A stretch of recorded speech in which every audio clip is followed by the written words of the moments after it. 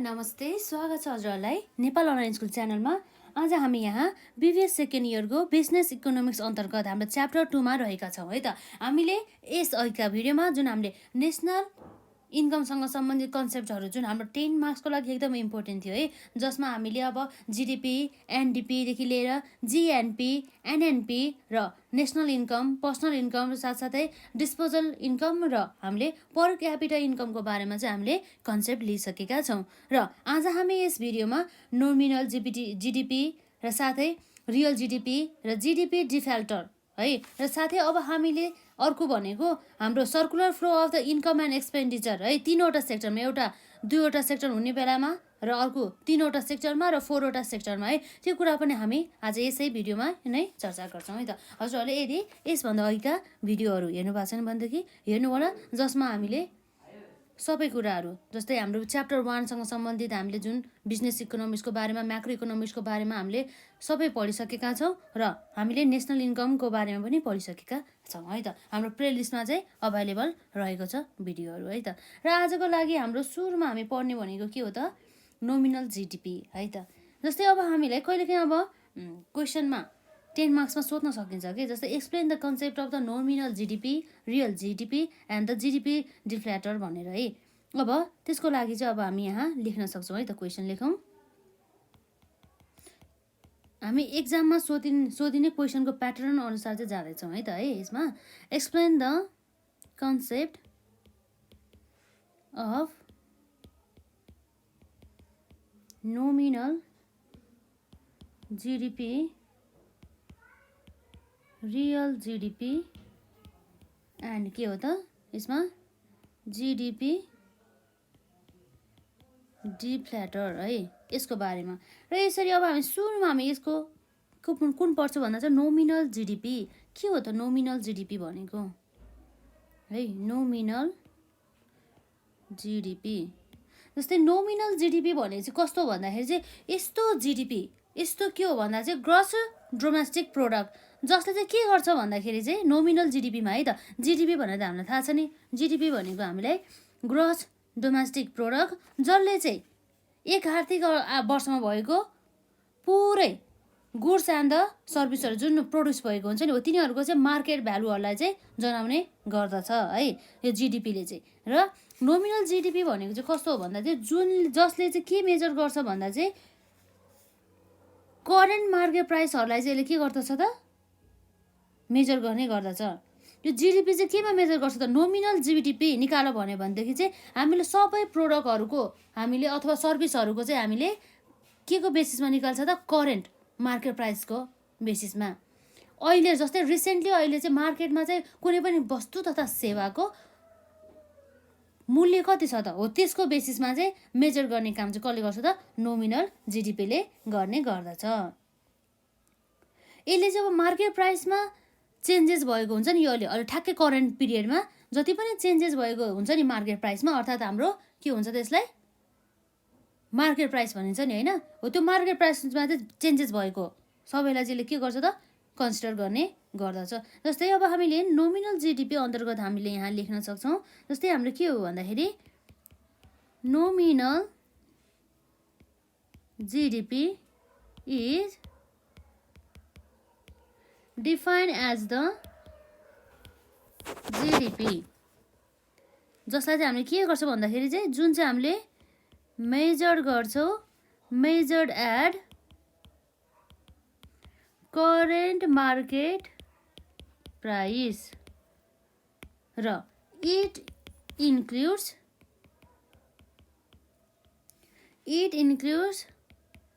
all the changes in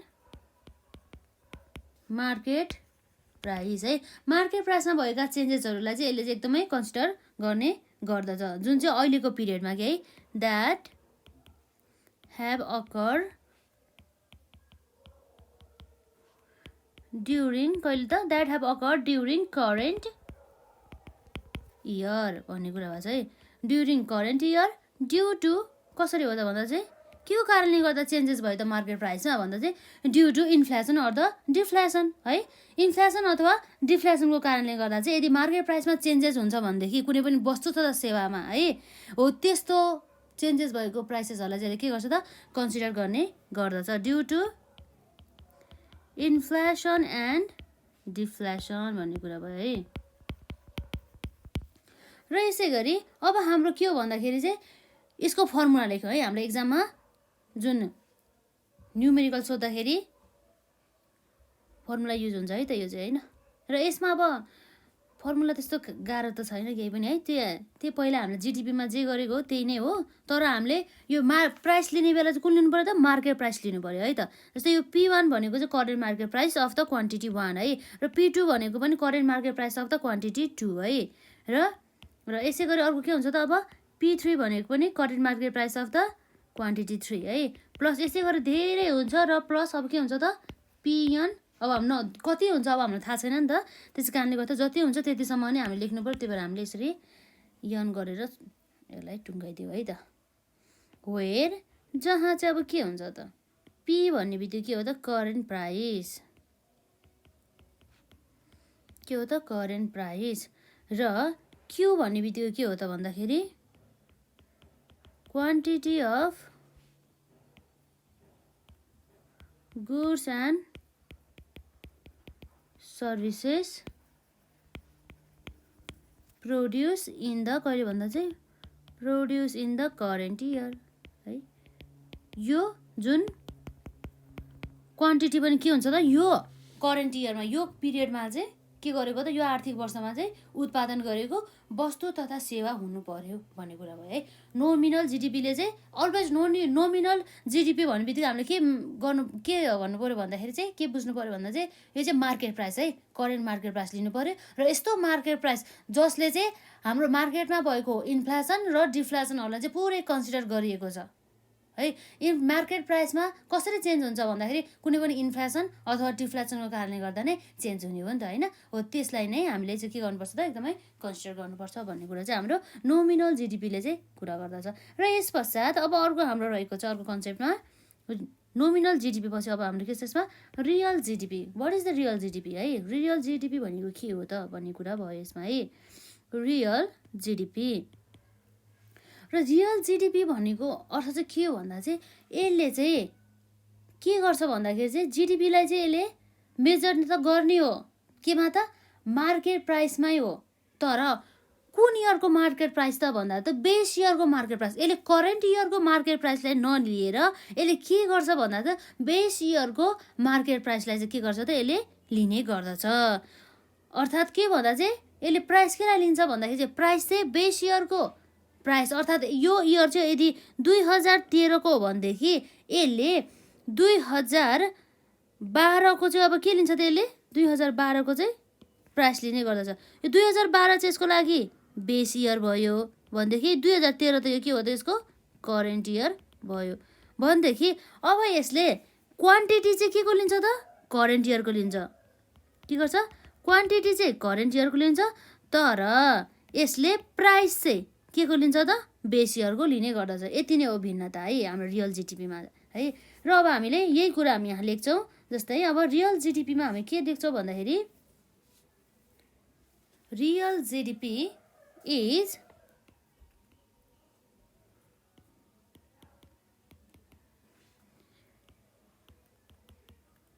is defined as the GDP measured at the केमा गर्छ त measured at the market price मा है। Market प्राइसमा चाहिँ मेजर गर्ने गर्छ। Measured at the market price of any base year है, बेस इयरको मार्केट प्राइसलाई लिने भन्दैछ है। जस्तै अब हामीले भनिसक्यो, जस्तै अब के हो भन्दाखेरि चाहिँ 2013 चाहिँ एउटा करेन्ट इयर हो भनेदेखि 2012 यसको लागि के हुन्छ त बेस इयर हुनुभयो। त्यसै गरी यदि चाहिँ करेन्ट इयर चाहिँ 2014 हो भनेदेखि यसको बेस इयर कुन हुनुभयो त 2013 हुने भयो है। यही कुरा नै रहेको छ। र अब जस्तै अब हामीले यसको लागि चाहिँ अब फर्मुला चाहिँ अब के हुन्छ भन्दाखेरि चाहिँ रियल जिडिपी निकाल्नको लागि है त रियल जिडिपी निकाल्नुको लागि के हुन्छ त हाम्रो P0 भन्ने बित्तिकै के भयो त यो 0 भन्ने बित्तिकै के हो त बेस इयरको प्राइस र Q1 भन्ने बित्तिकै के भयो त भन्दाखेरि करेन्ट इयरको चाहिँ quantity of the goods and the services produce भन्ने कुरा भयो है। यसै गरी हामीले यो Q2 को लागि पनि P0 नै लिन्छौँ हाम्रो बेस इयरको र यसै गरी अब हामीले के हुन्छ त यसमा क्वान्टिटी 3 को लागि पनि सबै आइटमहरूको लागि सबै वस्तुहरू यो वर्षमा उत्पादन भएको हुन्छ तर त्यो वस्तुहरूको चाहिँ बेस इयरमा कति प्राइस थियो त मार्केट प्राइस हो त्यसलाई चाहिँ लिने गर्छ भन्ने कुरा चाहिँ भयो है। त यसमा यसरी चाहिँ हाम्रो धेरै हुने गर्दछ P0 र QN भइहाल्यो र जहाँ चाहिँ के छ त हाम्रो यसमा where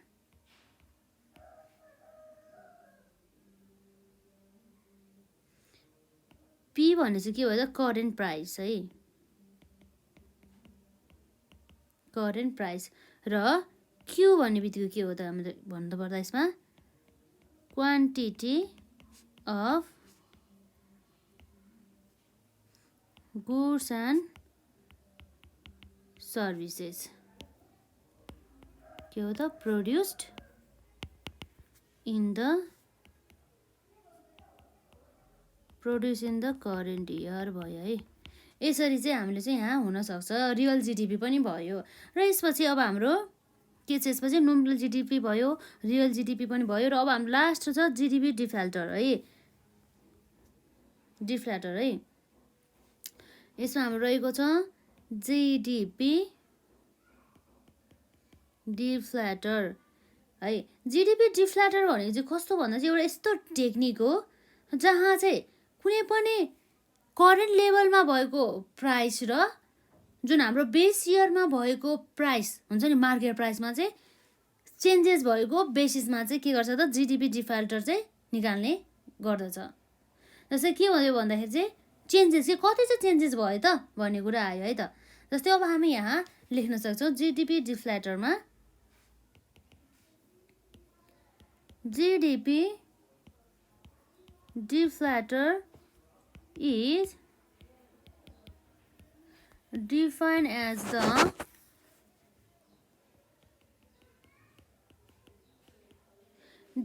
the technique which is used to measure relative change केमा त in the current level price है। अहिलेको करेन्ट भन्ने चाहिँ अहिलेको हुन्छ है करेन्ट लेभल प्राइस र अर्को भनेको के हो त प्राइस इन कम्प्यारिजन केमा त बेसियरको कम्प्यारिजनमा है तुलनामा भनौँ है to the level of prices in the base year भयो है।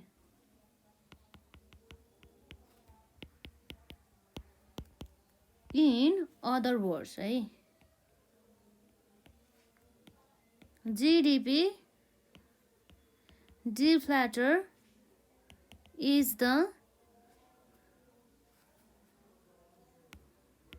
रेसियो अफ नोमिनल के हो त नोमिनल जिडिपी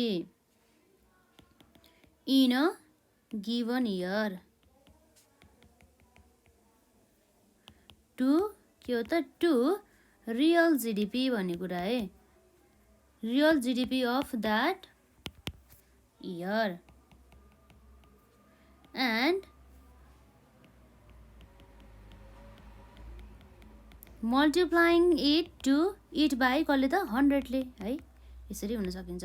जस्तै अब यो फर्मुला चाहिँ कस्तो हो भन्दाखेरि हामीले फर्मुलामा हेर्नुपर्दा चाहिँ जिडिपी डिफ्ल्याटर है के छ त डिफ्ल्याटर निकाल्ने बेला हामीले के गर्नुपर्छ नोमिनल जिडिपी डिभाइड बाई अब के हो त हाम्रो रियल जिडिपी है त रियल के हो त यसमा रियल जिडिपी को कुरा आउँछ इन्टु 100 यसरी रहेछ कि हाम्रो मेन फर्मुला भनेको है जिडिपी डिफ्ल्याटर निकाल्ने कुरा। जस्तै अब हामीले जुन के हो भन्दाखेरि रियल जिडिपी र अब हाम्रो के छ त यसमा रियल जिडिपी र अर्को के छ यसमा नोमिनल जिडिपी त कसरी निकाल्ने भन्ने कुरा त हामीलाई आइ नै हाल्छ है।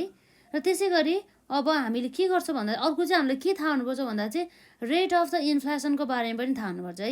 यो रेट अफ द इन्फ्लेसन चाहिँ कसरी निकाल्छ भन्दाखेरि चाहिँ change in the deflator divide by GDP deflator of the previous इयरको चाहिँ जिडिपी डिफ्ल्याटर कति थियो है, योलाई पनि कन्सिडर गर्ने होला, एकदमै इम्पोर्टेन्ट छ यो पनि। रेट अफ इन्फ्लेसन है, यो चाहिँ इन्फ्लेसन निकाल्ने फर्मुला भयो है। इन्फ्लेसन कसरी निकाल्ने रहेछ भन्दाखेरि हाम्रो चेन्ज कति भयो त चेन्ज इन जिडिपी डिफ्ल्याटर है डिभाइड बाई अरू के आउँछ त हाम्रो GDP deflator of the previous year है, प्रिभियस इयर भयो मल्टिप्लाई बाई 100। यसरी चाहिँ हामीले चाहिँ के गर्न सक्छौँ त जिडिपीहरू चाहिँ निकाल्न सक्छौँ। यो सबै हाम्रो एकदमै इम्पोर्टेन्ट रहेको छ इक्जामको लागि। र यसका साथै अब हामीले यहाँ यसलाई अब हेर्न सक्छौँ जुन हाम्रो 10 मार्क्सको लागि एकदम इम्पोर्टेन्ट छ है, के त्यसमा 10 मार्क्सको लागि यसलाई पढ्नु होला, एकदम इम्पोर्टेन्ट छ। त्यसै गरी हाम्रो नेसनल इन्कमको कन्सेप्ट पनि भयो है, जुन कुरा हामीले यसभन्दा अघिका भिडियोमा कभर गरेका थियौँ। र यसमा अब हाम्रो रहेको छ explain the concept of nominal GDP, real GDP and GDP deflator है। नोमिनल जिडिपीमा के छ त भन्दा nominal GDP is defined as the GDP, के छ त्यसमा defined as the GDP measure at current market price, केमा छ त current market price. It includes all the changes in the market price that have occurred during current year due to inflation and the deflation भन्ने कुरा भयो है। र यसै गरी हाम्रो नोमिनल जिडिपीको जुन हाम्रो फर्मुला भनेको यहाँ रहेको छ, जुन चाहिँ अब मार्केट प्राइस के पी भनेको चाहिँ करेन्ट मार्केट प्राइस भयो र क्यू भन्ने चाहिँ quantity of the goods and the services produce in the current year. Current year भनेको अहिलेको वर्ष, यसमा चाहिँ कुनै पनि प्रिभियस इयरको अथवा बेस इयरको चाहिँ कुनै पनि प्राइस अथवा क्वान्टिटी केही पनि युज हुँदैन।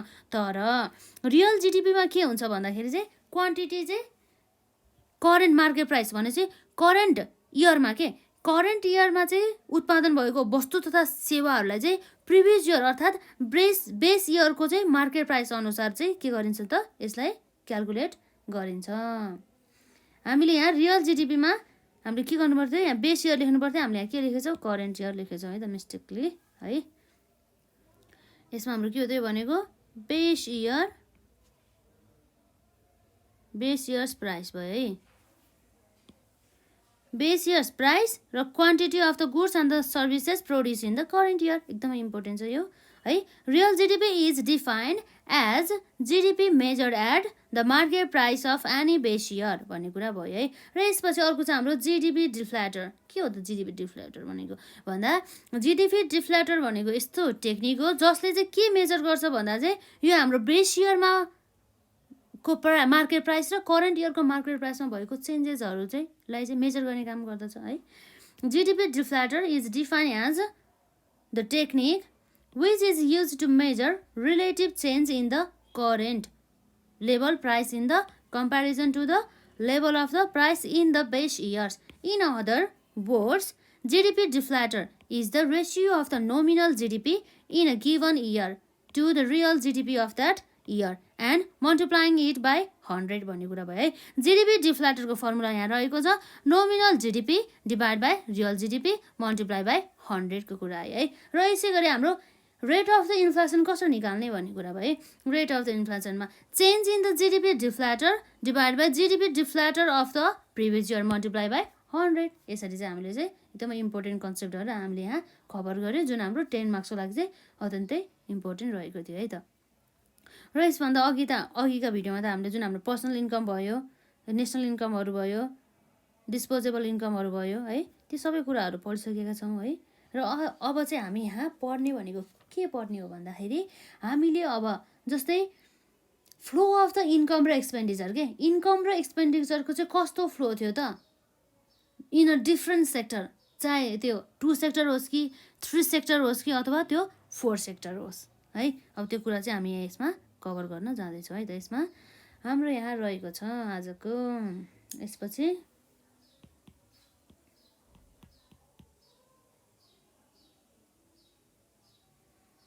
कहिलेकाहीँ अब हामीलाई एक्जाममा पनि सोध्न सक्छौँ नि त हामी है, क्वेसनको प्याटर्न अनुसार जाँदैछौँ हामी, त्यही भएर हामी क्वेसनै लेख्छौँ। Explain and illustrate the circular flow of के हो त flow of income and expenditure in the two sector economy है। अब के हुन्छ त circular flow of income and the expenditure in the two sector economy है। टु सेक्टर इकोनोमीमा चाहिँ हाम्रो यो इन्कम र एक्सपेन्डिचरको चाहिँ कस्तो फ्लो थियो त भन्ने कुराहरूको बारेमा चाहिँ हामी यहाँ हेर्न जाँदैछौँ। जस्तै यो चाहिँ अब के हो त ओन्ली टु सेक्टर छ है, के छ त्यहाँ दुईवटा मात्र सेक्टर हुनु पऱ्यो इकोनोमीमा। जस्तै अब हामीले यो टु सेक्टर इकोनोमीमा हुने भनेको चाहिँ के हो भन्दाखेरि एउटा हुने हो भनेको हाउस होल्ड सेक्टर र अर्को भनेको बिजनेस सेक्टर। यसो गरी चाहिँ दुईवटा सेक्टरहरू चाहिँ रहेका छन् है। एउटा भयो हाम्रो हाउस होल्ड सेक्टर, त्यसको हामी फिगर पनि बनाउँछौँ है अहिले एकछिनमा। बिजनेस सेक्टर है, हाउस होल्ड सेक्टर र बिजनेस सेक्टरको कुरा आयो है। र जस्तै यो जुन हाम्रो टु सेक्टर इकोनोमीले चाहिँ जस्ट ओन्ली के मात्रै इन्क्लुड गर्नुभयो त एउटा हाउस होल्ड सेक्टर र अर्को भनेको बिजनेस सेक्टर। र जस्तै यो चाहिँ कस्तो भन्दा चाहिँ एकदमै यसलाई चाहिँ अनरियलिस्टिक मोडल भनिन्छ के, किन भन्दाखेरि यो चाहिँ अब पुरै ओल्डमा नै भेटाउन चाहिँ एकदमै के छ त गाह्रो छ। यो त एउटा एजम्सन जस्तो मात्रै भयो के है, त्यो कुराहरू भयो। अब जस्तै अब हाम्रो टु सेक्टर इकोनोमी भने चाहिँ कस्तो भन्दा चाहिँ this is the most simplified economy model हो, जहाँ चाहिँ के हुन्छ भन्दा चाहिँ प्रोडक्ट अथवा मनीको चाहिँ फ्लोहरू हुन्छ नि कसले गरेको हुन्छ त जेनेरेटेड गरे हुन्छ, generated by the government and the foreign sector. त्यो सबै चाहिँ के गर्छ त इग्नोर गर्छ। यो जुन गभर्मेन्टले जेनेरेटेड गरेको मनी र यो हाम्रो फरेन सेक्टरले जेनेरेटेड गरेको मनीलाई चाहिँ पुरै इग्नोर गर्छ। जस्ट ओन्ली दुईवटा सेक्टर हुन्छ, त्यो भनेको के हो त जम्मा हाउस होल्ड सेक्टर र बिजनेस सेक्टर। यसले गभर्मेन्टको रोल र फरेन सेक्टरको रोल पुरै यसले इग्नोर गर्ने गर्दछ। तर वास्तवमा यस्तो मोडल चाहिँ पाउन चाहिँ एकदमै गाह्रो छ, त्यस कारण यसलाई के भन्छ त एकदमै अनरियलिस्टिक मोडल भन्छौँ है त। र यो कस्तो छ भन्दाखेरि यो पुरै ओल्डमा नै पाउन चाहिँ एकदमै गाह्रो छ, किन भन्दाखेरि प्रत्येक देशमा गभर्मेन्ट भएरै छाड्छ र प्रत्येक देशको नागरिक अब फरेन कन्ट्री त रोजगारको लागि त गएकै हुन्छ होइन, त्यो त अब इग्नोरै गर्न सकिन्न है। त्यस्तो देश चाहिँ अब अलि पाउन चाहिँ मुस्किल नै हुन्छ। जस्तै अब हामीले यो जुन टु सेक्टर इकोनोमीलाई हामी के भन्छौँ त क्लोज इकोनोमिक सेक्टर भन्छौँ है। र अब यसका पनि यो सेक्टरको पनि के छ भन्दा चाहिँ यसको एजम्सन टु सेक्टरको पनि एउटा एजम्सन रहेको छ। त्यो एजम्सन हाम्रो 5वटा छ, त्यो एजम्सनलाई पनि हामी एकदमै कन्सिडर गरेर हेर्छौँ है त। जस्तै यसमा के हुन्छ त यसको एजम्सन अन्तर्गत पर्ने भनेको के हो भन्दाखेरि चाहिँ जम्मा दुईवटा सेक्टर हुन्छ इकोनोमीमा, एउटा हाउस होल्ड सेक्टर र बिजनेस सेक्टर। र सबै जति पनि इन्कमहरू हुन्छ नि त्यो इन्कमहरू चाहिँ सबै के गर्छ त कन्जम्सन गर्छ, सबैलाई चाहिँ युज गर्छ। त्यहाँ चाहिँ त्यो इकोनोमीमा चाहिँ युज गर्छ भन्नुको अर्थ के हो भन्दा चाहिँ सेभिङ नै हुँदैन कि, बचत नै छैन कि, सबै जति पनि कमायो त्यो सबै के हुन्छ त कन्जम्सन नै हुन्छ, युज नै हुन्छ भन्ने कुरा भयो। र त्यहाँ चाहिँ गभर्मेन्ट र इन्टरनेसनल ट्रेडको चाहिँ हुँदैन अरे के, गभर्मेन्टको भूमिका र साथसाथै त्यो हाम्रो फरेन ट्रेडहरूदेखि लिएर फरेन सेक्टरको चाहिँ कुनै पनि भूमिका नै हुँदैन भन्छ है। हाउस होल्ड भनेको चाहिँ को हो भन्दाखेरि चाहिँ हाउस होल्ड भनेको चाहिँ owner of the factor of the production हो भने चाहिँ यो फ्याक्टर अफ द प्रोडक्सनको चाहिँ ओनर को भयो त हाउस होल्ड हुन्छ अरे। र factor of the production are the कसले सप्लाई गर्छ त हाउस होल्डले सप्लाई गर्छ। ओनर चाहिँ को भयो त यो फ्याक्टर अफ द प्रोडक्सनको हाउस होल्ड भयो। र यो हाउस होल्डहरूले चाहिँ के सप्लाई गर्छ त फ्याक्टर अफ द प्रोडक्सनहरू सप्लाई गर्छ भन्ने कुरा एउटै भयो है। र साथै जुन हाम्रो प्रोड्युसरले चाहिँ के गर्छ भन्दा पर्चेजेस गर्छ अरे, र साथसाथै फ्याक्टर अफ द प्रोडक्सनहरू चाहिँ हायर गर्छ अरे कोबाट त हाउस होल्डबाट भन्ने कुरा रहेको छ। यति हाम्रो 5वटा चाहिँ एजम्सन रहेको छ, त्यो जुन एजम्सन पनि हामी यहाँ लेख्छौँ है, एकदमै इम्पोर्टेन्ट रहेको छ। र साथै अब हामीले यहाँ लेख्न सक्छौँ सर्टकटमा लेख्छौँ है त। यसमा के हुन्छ त ओन्ली 2 सेक्टर हुन्छ, द्याट इज के हो त एउटा house hold sector and another one is के हो त बिजनेस सेक्टर है त। यसरी दुईवटा सेक्टर हुने गर्दछ र यो चाहिँ एकदमै किन हुन्छ त एउटा यस्तो हुन्छ, यसले चाहिँ केलाई इग्नोर गर्छ त it ignored money flow generated by कसले भन्दा जेनेरेटेड बाई हुम भन्दा जेनेरेटेड बाई गभर्मेन्ट अनि अरू के हो त गभर्मेन्ट एन्ड फरेन सेक्टर।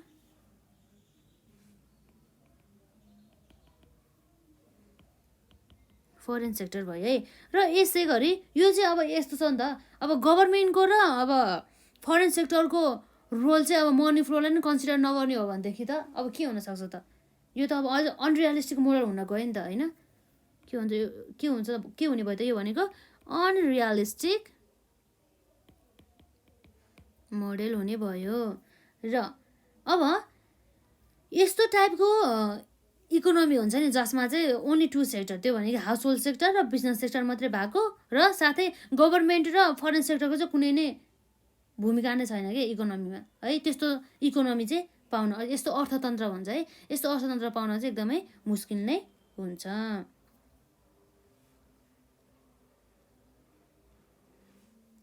र अनि अब हामीले के भन्न सक्छौँ, यो भनेको त एउटा क्लोज इकोनोमी पनि भन्छौँ है त्यसलाई, के भन्छौँ क्लोज्ड इकोनोमी। यसरी पोइन्टहरू चाहिँ हजुरहरूले नोट डाउन गर्नु होला। यसरी 2 सेक्टर इकोनोमी भन्ने बित्तिकै हामीलाई यति पोइन्ट चाहिँ थाहा हुनु पऱ्यो कि यसमा चाहिँ जम्मा दुईवटा सेक्टर हुन्छ, एउटा हाउस होल्ड सेक्टर अर्को भनेको बिजनेस सेक्टर। र यसले चाहिँ केलाई इग्नोर गर्छ भन्दा चाहिँ money flow generated by the government and the foreign sector. र यसले यो चाहिँ एकदम अनरियलिस्टिक मोडल हो र साथै यसलाई हामीले क्लोज इकोनोमी भनेर पनि मान्छौँ है। यति कुरा चाहिँ याद हुनु पऱ्यो। ठ्याक्कै हामीलाई यो 2 सेक्टर इकोनोमी भन्ने बित्तिकै हाम्रो माइन्डमा चाहिँ यति चाहिँ आउनु पऱ्यो है त। र यसका हाम्रो एजम्सनहरू रहेका छन् है त, ती एजम्सनहरू एकदमै इम्पोर्टेन्ट रहेको छ, त्यसलाई चाहिँ नछुटाइकन चाहिँ लेख्नुपर्ने हुन्छ एक्जाममा है। देयर आर के छ त हाम्रो यसमा, देयर आर ओन्ली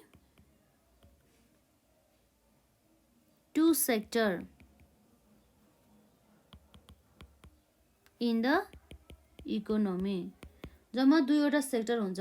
त्यो त अब हामीलाई थाहा नै छ, त्यो भनेको के हो त एउटा भनेको हाउस होल्ड हो र अर्को भनेको के हो त बिजनेस इकोनोमी हो है, बिजनेस सेक्टर हो, बिजनेस सेक्टर। र यसै गरी अर्को हाम्रो रहेको छ डबल आईमा, के छ भन्दा चाहिँ सबै जति पनि उसले इन्कम गरेको हुन्छ नि त्यो इन्कम चाहिँ उसले के गर्छ त भन्दा सबै कन्जम्सन गर्छ। Income is spent on consumption, saving नै छैन के त्यसमा चाहिँ कन्जम्सन, अर्थात् के भन्दा चाहिँ देयर इज नो सेभिङ नै छैन है, there is no saving in the economy. र अर्को हाम्रो रहेको छ ट्रिपल आईमा, के भन्छ भन्दाखेरि चाहिँ त्यो गभर्मेन्ट र इन्टरनेसनल ट्रेड चाहिँ हुँदैन अरे है, त्यो कुरा पनि भयो। देयर इज एकदम सजिलो छ है, there is no government and no international trade भन्ने कुरा भयो है। र अर्को रहेको चाहिँ यसै गरी अर्को हाम्रो आइभीमा के हो भन्दा जुन हाम्रो इकोनोमीमा हुने यो अर्थतन्त्रमा हुने एउटा फ्याक्टर्स अफ द प्रोडक्सन हुन्छ, जस्तै हाम्रो त्यसमा पर्ने भनेको wages and the salaries, rent, इन्कमहरूदेखि लिएर इन्ट्रेस्टहरू भयो, हो त्यो सबैको चाहिँ ओनर चाहिँ को हुन्छ त एउटा हाउस होल्ड हुन्छ अरे भन्ने कुरा गरेको छ यसले है। House hold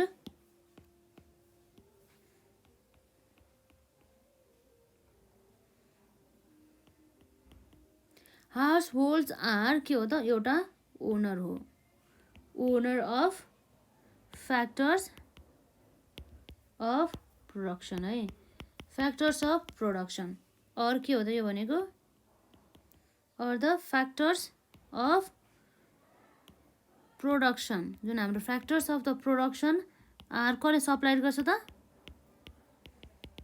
supplied by household है, यसरी भयो। र हाम्रो यहाँ भीमा रहेको चाहिँ कस्तो भन्दा चाहिँ यसमा चाहिँ यो जुन प्रोड्युसर हुन्छ नि, जुन चाहिँ उत्पादनकर्ता हुन्छ नि, उनीहरूले चाहिँ किन्ने र साथसाथै हायर गर्ने फ्याक्टर अफ द प्रोडक्सन, तर कोबाट भन्दा चाहिँ हाउस होल्डबाट भने मतलब हाउस होल्ड भन्नुको मतलब चाहिँ प्रत्येक एउटा घर हुन्छ नि, एउटा घरबाट भन्न खोजेको हो कि यसले है।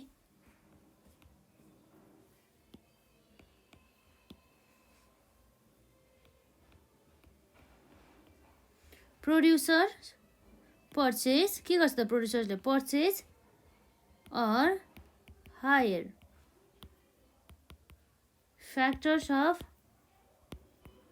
प्रोडक्सन है, फ्रम कोबाट त फ्रम द हाउस होल्ड है, यति रहेको छ है। र यसको अब हामीले सर्कुलर फ्लो पनि अब बनाउनु पर्यो नि त है, यसले हामीले इलिस्ट्रेट पनि भनेको छ नि त, एक्सप्लेन त हामीले गरिसक्यौँ है। अब illustrate the circular flow of the income भनेछ, जसमा चाहिँ अब हाम्रो के हुन्छ त है त, त्यो सर्कुलर फ्लो अब हामी बनाउनु जाँदैछौँ है त। On the basis of these assumption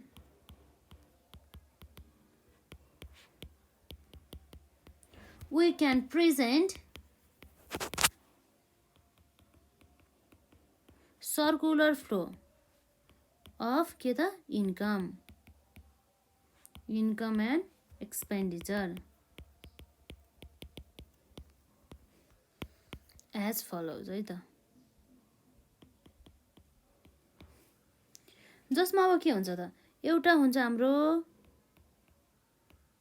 house hold sector है, र अर्को हुन्छ हाम्रो यसमा बिजनेस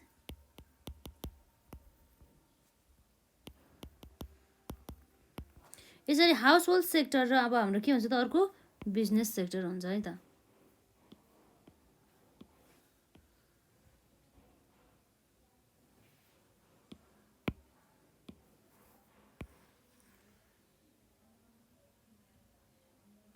है यसरी भयो दुईवटा सेक्टर है, जसमा चाहिँ अब के हुन्छ भन्दाखेरि यो जुन हाउस होल्ड सेक्टरले के प्रोभाइड गर्छ त बिजनेस सेक्टरलाई भन्दाखेरि फ्याक्टर्स अफ द प्रोडक्सनहरू चाहिँ उसले प्रोभाइड गर्छ, कसलाई त, उसले बिजनेस सेक्टरलाई है त, यसरी प्रोभाइड गर्छ। र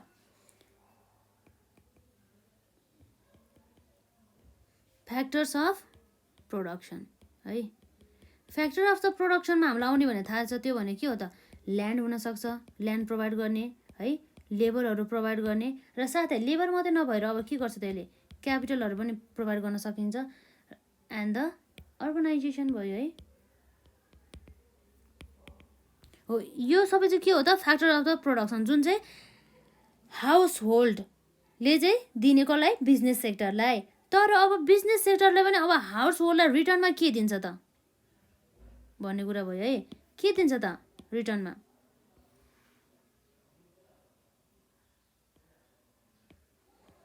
उसले रिटर्नमा दिने भनेको चाहिँ फ्याक्टर अफ द इन्कम, के हो त factor of the income. Factor of the इन्कममा हुने भनेको के हो त, एउटा वेजेजेस आउँछ, लेबरले वेजेजेस पाउँछ है, र हामीले यसरी क्यापिटलहरू अथवा हामीले कुनै पनि अर्गनाइजेसनहरू यसरी ल्यान्डहरू दिएको बापत हामीलाई के आउँछ त, ल्यान्डहरू दिएको बापत रेन्ट आउँछ, र इन्ट्रेस्टहरू आउँछ, क्यापिटल दिएको कारण इन्ट्रेस्ट मात्र नआएर अब हाम्रो अर्गनाइजेसन भएपछि के हुन्छ त, प्रफिट पनि हुनसक्छ है, आम्दानी पनि हुन सकिन्छ, यसरी चाहिँ हुने गर्दछ है। र अब के हुन्छ भन्दाखेरि अब फेरि अर्को छ यहाँ यसको सर्कुलर फ्लोमा के छ भन्दाखेरि, जुन बिजनेस सेक्टरले उनीहरूलाई त्यो फ्याक्टर अफ द इन्कम मात्र नदिएर अरू के दिन्छ भन्दाखेरि उनीहरूले चाहिँ गुड्सहरू चाहिँ उत्पादन गरेर चाहिँ गुड्स वस्तु तथा सेवाहरू हुन्छ नि, गुड्स एन्ड सर्भिसेसहरू चाहिँ उत्पादन गरेर चाहिँ दिने काम गर्दछ है त। यसमा के छ भन्दाखेरि अब यहाँ आउने भने के हो त,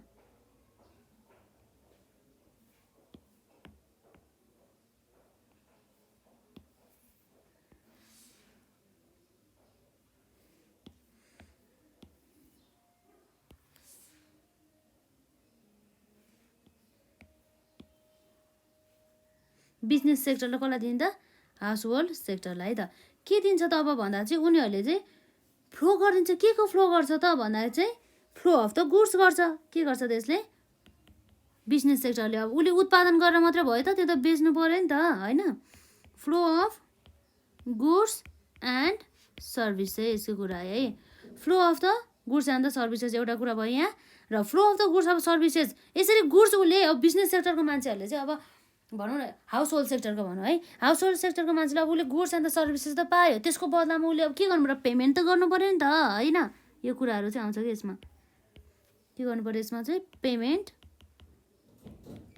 payment for goods and services. यसरी चाहिँ एउटा फ्लो हुन्छ कि इकोनोमीमा है। यो कुरा चाहिँ यो चाहिँ अब के भयो त हाम्रो यो पुरै अलिक चित्र चाहिँ नमिल्या होला यसमा है, हाम्रो फिगर चाहिँ ठिकै छ, केही छैन है। यो भने चाहिँ के हो त हाम्रो यसमा? Circular flow of the income and the expenditure है, जुन हाम्रो एक्जामको लागि एकदम इम्पोर्टेन्ट रहेको छ, जसमा चाहिँ हामीले चाहिँ यसरी हेऱ्यौँ है।